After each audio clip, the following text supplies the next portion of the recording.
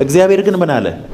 ሲጨላለምብህ ስትደከም ነገሮች ሁሉ ቁልፍልፍ ሲሉ እዛው ቁጭ በልና ቆዝም አላለም። ብርቱ ነኝ ማለት አሜን። ኦፖዚት ቱ ዩር ፊሊንግ።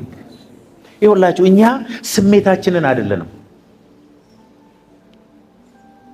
በመስማት በማየት በማሽተት በመቅመስ ውስጥ ባለች አጭር ጠባብ ነገር ውስጥ ያለን ሰዎች አይደለንም። እኛ መንፈሳዊ ፍጥረታት ነን። አሜን በሉ። ህይወት ደግሞ መንፈሳዊ ነው። መንፈሳዊ ዓለም ደግሞ ኦፕሬት የሚያደርገው በቃል ነው።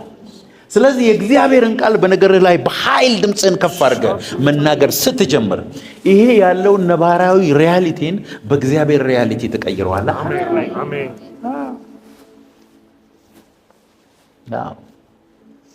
ከመስመር ያለፈ አለማረፍና መሮጥ ከጌታ አይደለም። ገባኝ አንድ ነገር። ኢየሱስ ጌታዬ ነው ማለት ምን ማለት እንደሆነ ታውቃላችሁ? እምበላው ነገር ያገባዋል ማለት ነው። እምለብሰው ነገር ያገባዋል።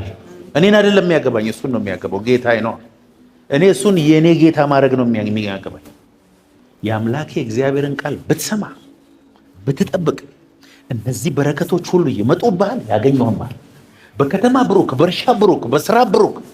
መልካሙን መዝገብ ሰማዩን ይከፍትልሃል።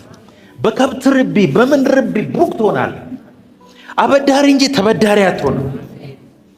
ጨካኝ ነው እግዚአብሔር ለሚያጉረመርሙ ሰዎች። የእግዚአብሔርን አንጀት በማጉረምረም አትበላም። አይገርም?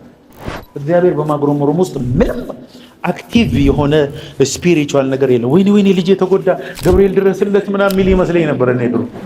ኧረ ሚካኤል ቆመታ አለ ወይ ልጄ እንደዚህ ተጎዳ። ለካ እግዚአብሔር ከእምነት ውጪ ባለ ነገር ውስጥ አይንቀሳቀስም። ማጉረምረም